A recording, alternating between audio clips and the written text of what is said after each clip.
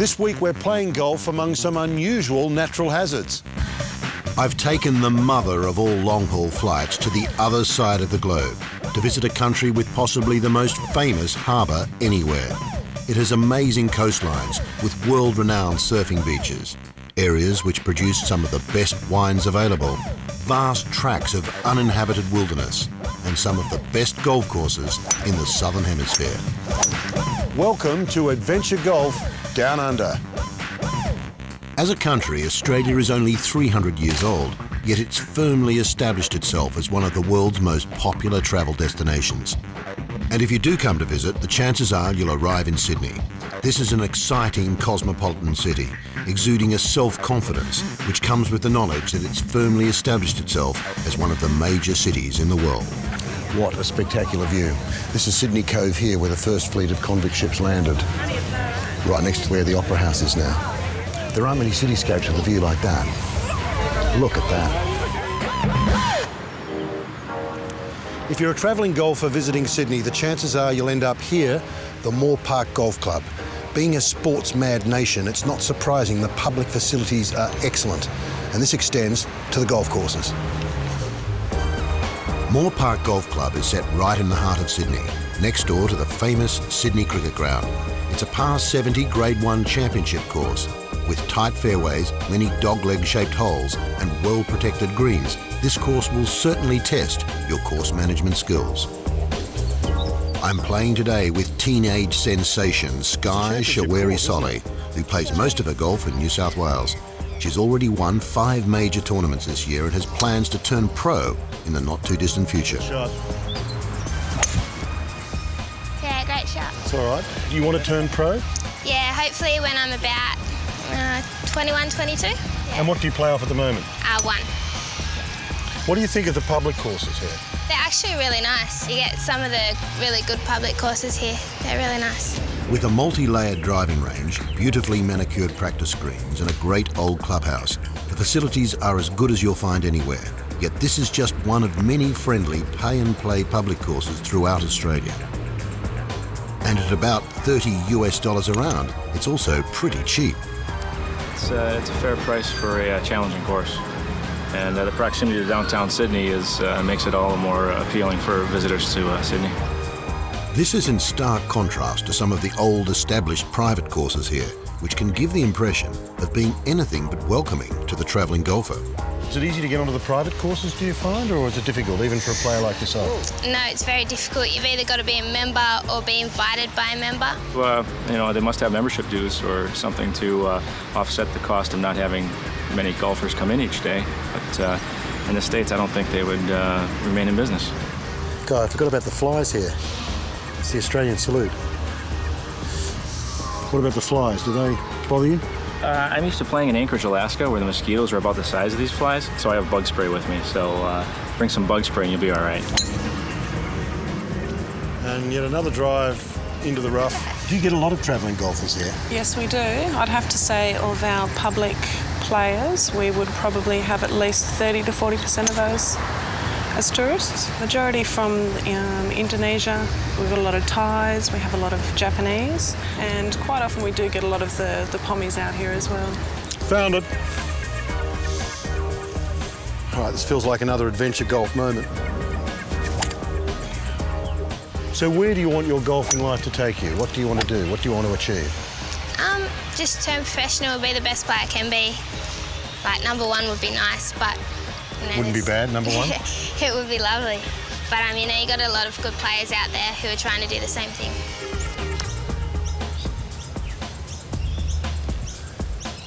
Oh, you're kidding. Great. Well done. Thank you very much. The future beckons.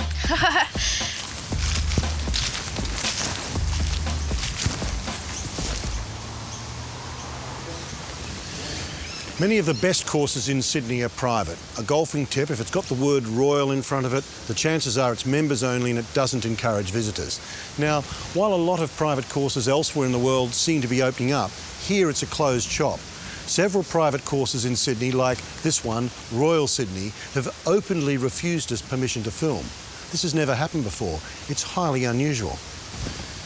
How sad is that? It's the 21st century, guys.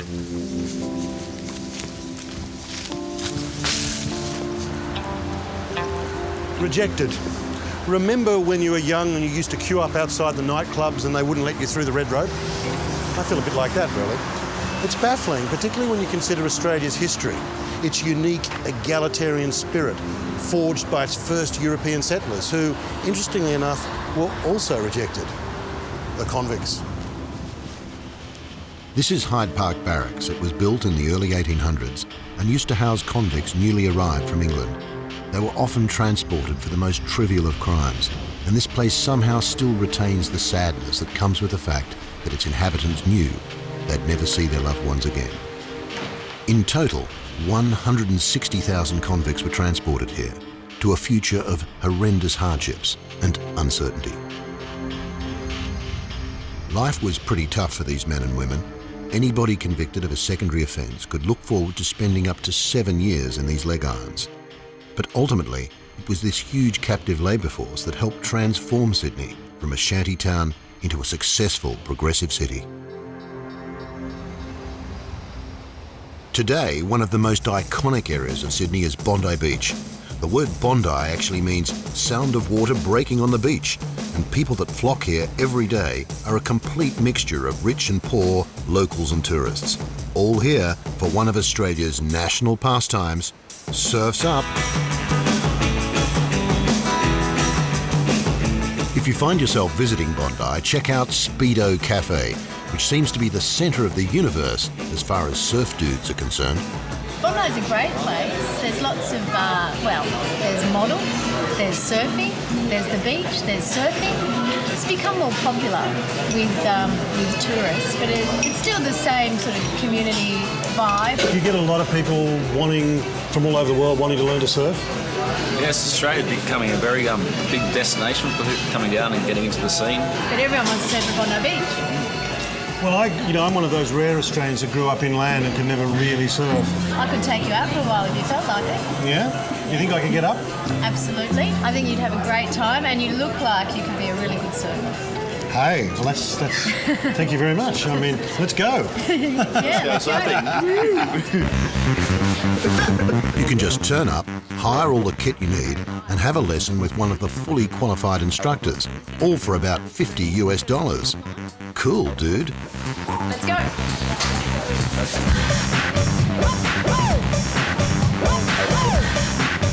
Brenda is actually the women's director of Surf Australia and has competed for the national title, so I'm in good hands. Now, some people might consider the sight of a 50-year-old man doing this sort of thing a bit sad, but personally, I consider it expanding my life experience. Yeah, right.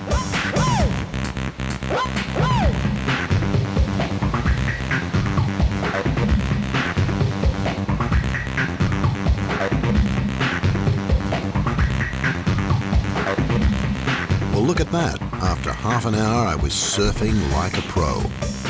Kind of.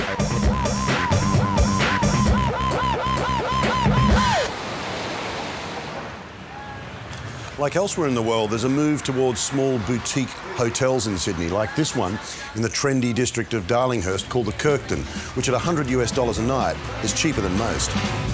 It's all quite minimalist inside, but actually very comfortable. And what's more, it's located right in the heart of the city.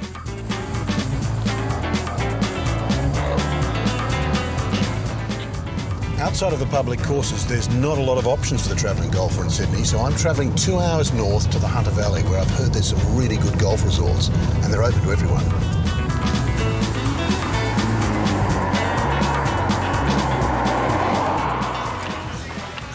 This is the Vintage, one of the newer courses here in the Hunter, and it's got a really tough reputation. I wonder who designed it. When you play at the Vintage, you certainly know you're in Australia. Early in the morning and at the end of the day, there are hundreds of these fellas all over the course, which blends beautifully into the spectacular Hunter Valley landscape. At 6,310 metres, this par 71 with its heavy rough, tight fairways, large bunkers and 16 lakes isn't easy. This is down to the uncompromising way Greg Norman designed his golf courses. In fact, it's so tough to play, I thought I might have a quick lesson with ex-tour and now resident teaching pro, Richard Mercer.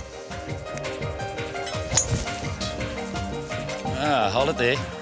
Yeah, see that slice that you got? Yeah. I'll show you how easy it is to fix it. All right, set up as if you're going to hit it. Right. Okay. Now, if you have a look where your shoulders are aiming, good 45 degrees to the left, where we want your shoulders is to be square on. Right. So if your shoulders aren't square on at the start, there's no way they'll be square on at the hitting area. Okay, you ready? Yep. Okay, we'll just move you back there a bit. She's still sliced. When we can get you straight, you'll be able to play these Greg Norman courses a lot easier. Right. He goes onto a golf course and designs them the way he used to play, which is, doesn't matter about the rough, there's the fairway, we've got to hit them down it. And what we're going to do here for you today is make it a little bit more user-friendly. Richard took me out on the course to show me a typical Greg Norman hole, the 8th, which is the signature hole here at the Vintage. Probably one of Greg Norman's great par 3 golf holes he's designed anywhere. And it's a typical Greg Norman with the bunkers standing out, as you can see. It's got the water on the front right. There's not much landing area. The actual green runs with the water, so it's 195 metres or carry. So it's a very difficult golf hole. All the holes here are set within a large estate, and like many new resort courses, it's surrounded by luxury houses, the owners of which are the only people eligible for membership, although visiting golfers of varying standards are more than welcome. I've got the honour today of playing with John Newcombe, winner of 25 Grand Slam tennis titles, including 3 Wimbledon and 2 US Open singles titles, and who later in life has become a keen golfer. It's a real honour and a pleasure to play with you today. Good, Ian. I'm looking forward to it. I hear you're pretty tough yourself. Well, I don't know where you heard that from.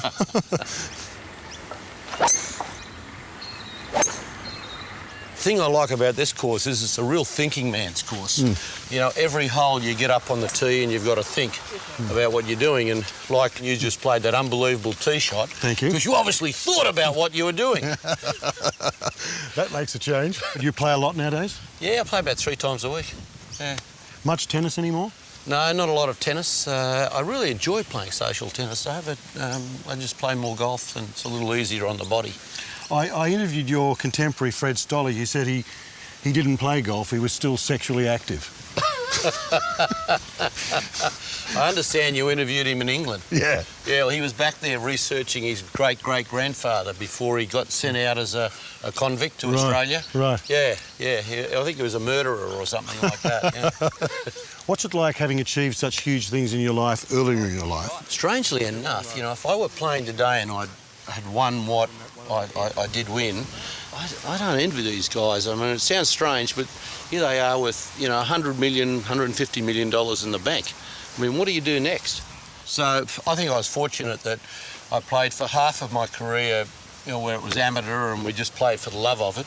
I had the best of both worlds, you know. That's your backspin back to the hole. You had a stroke recently or a while back. Yeah. What did you take away from that? What sort of impact did that have on you? It actually, I look on the stroke as doing me a big favour. I was lucky I got away with it, and it wasn't too bad. The damage wasn't too bad, and I've, you know, recovered okay from it. So what's the lesson? What's the advice? Well, the advice is that, you know, just do things in moderation. Come on, baby! Oh.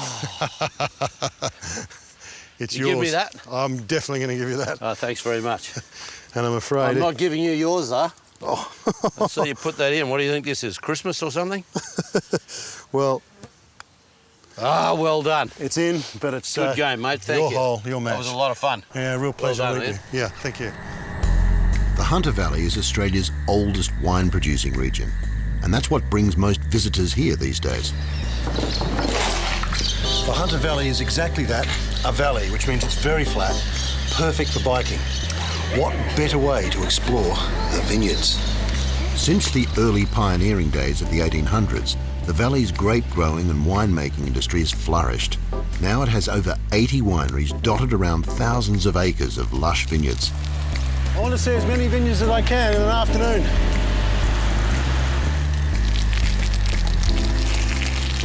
This is Tyrrell's, the oldest vineyard in the Hunter Valley. I might go and have a look.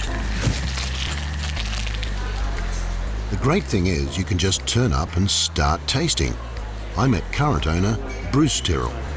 Your forebears seem to have pretty long lives, so obviously drinking wine didn't do them any harm. No, it doesn't seem to have done the family a lot of harm. Uncle Dan, my granduncle, who ran the place for, 72 years, always said in his last 30 years, and he was nearly 89 when he died, that he only drank in moderation. Well, that was a bottle of sherry and a bottle of red every day. If he went over that, he'd probably had too much. How's the Hunter changed over the years? The great change of the last 40 years has just been the incredible growth in wineries, vineyards and tourism. Might get one of those. There are all these people that come and taste and then cycle to the next winery to work off the effects of the last one. And it really means they can taste twice as many wines and see more wineries in a day without falling over. Late in the day, you have to be careful with the ones that fall off their bikes, but...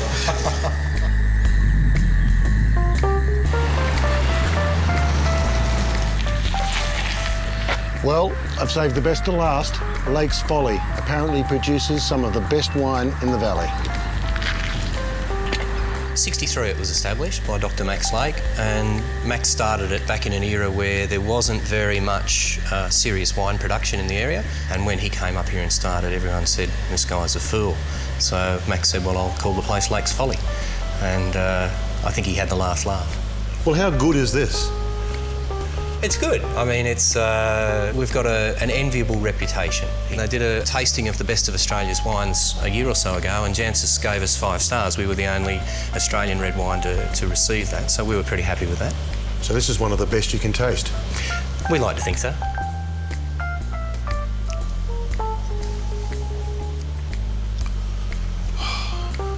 Very nice. Yeah, that's the 2005. 2005 was a very good year. Oh, yeah, that's great. I might have to get a couple of bottles of this. But at $50 a bottle, it's... It's cheap.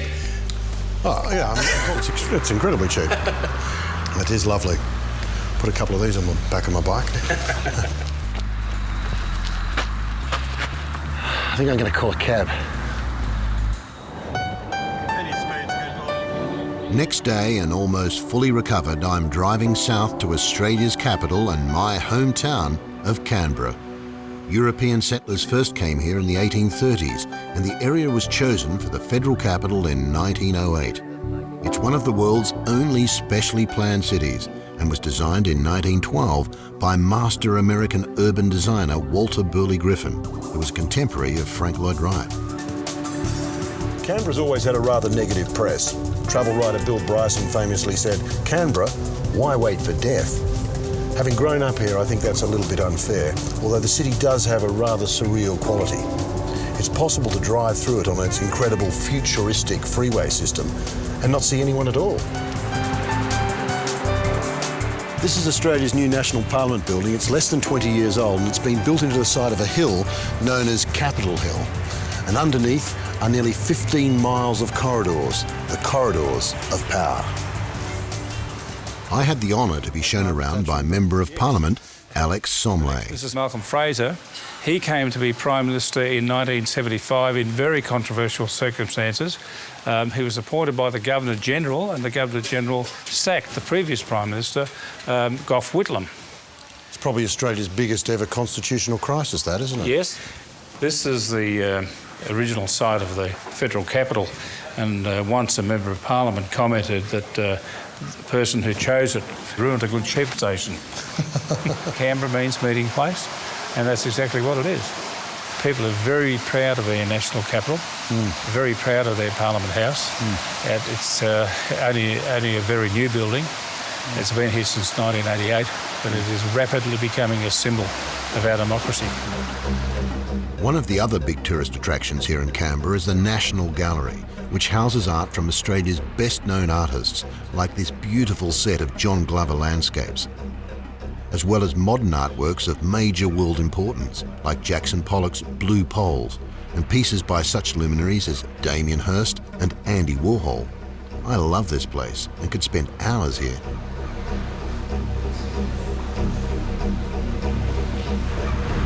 Okay, with a good, solid fix of culture under my belt, I'm off across town to my final golf course, if I can find it, in this infuriatingly convoluted road system. Canberra's also got one of Australia's premier inland golf courses, Federal, and it's pretty well undiscovered.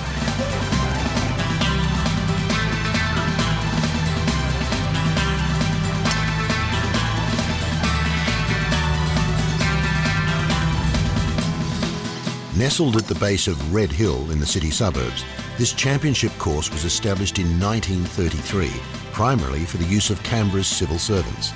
Its wide 6,248-metre fairways meander between stands of majestic eucalyptus trees, arriving at small undulating greens protected by well-placed bunkers. There seem a lot of kangaroos here. It's part of the feature of the course. Are they a hazard in any sense? I don't think so.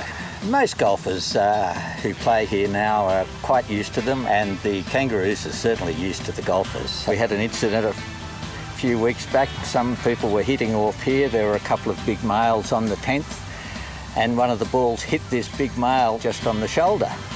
The big male turned and saw that there was a big male kangaroo standing next to him, so immediately laid into the other male kangaroo.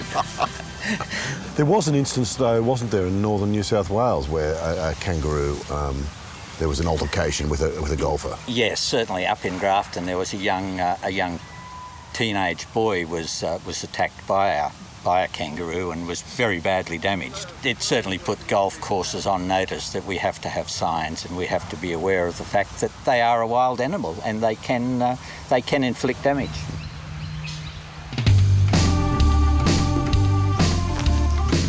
That's quintessential Australia out there, isn't it? It's incredible. It's just so rural. My playing partner today is Matt Price, who works here in Canberra for national newspaper The Australian. He's a political journalist, so if anybody knows the inner workings of this town, it's him. Oh yeah, look at that. All right.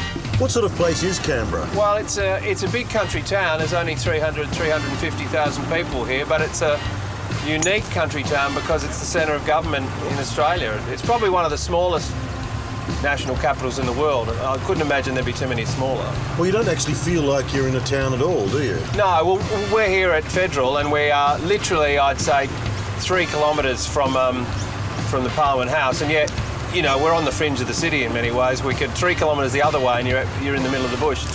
Yeah, well out. Oh, look at that. Perfect. What about the relationship between politicians and golf? I mean, is there one? Howard is a keen golfer, John Howard, the Prime Minister. Foreign Minister Downer, a very, very keen golfer. But, you know, the old caricature of Polly's, you know, spending their time on the golf course, it just doesn't happen. Lovely. One of the best holes at Federal is the par 4 15th.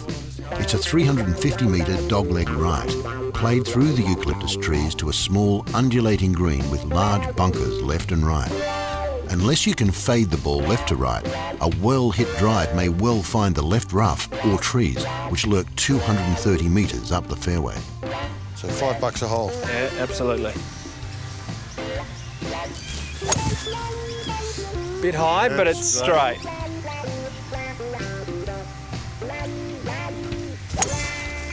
Yeah, oh, that'll be fine. That'll be fine. That's better than fine, that's perfect. Oh, look how far that's gone. Matt got under his a bit, but still hit a good tee shot right up the middle, although it did just trickle into the left rough. I really got onto mine and hit it dead straight, about 260 metres, also into the light rough on the left. I think that lesson from Richard at the Vintage might have done some good, you know. Skinny, I think. Incredible. Just went straight over the bunker and landed on the green. Yeah. That was a great shot.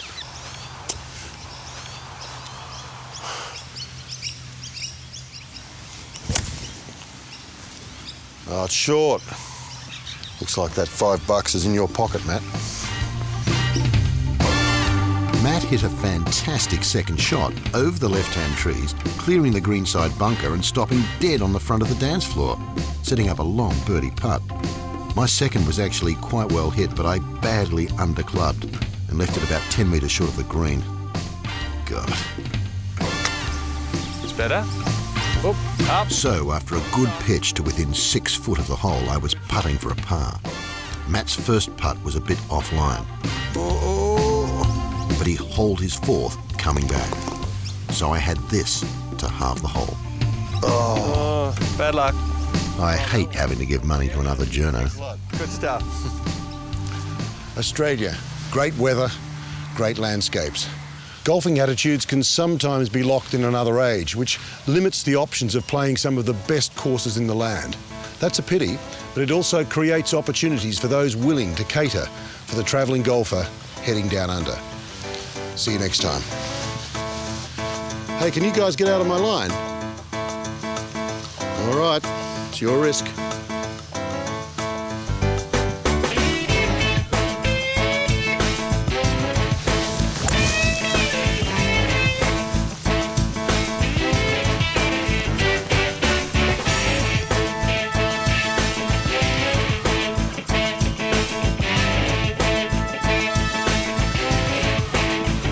Ha ha ha.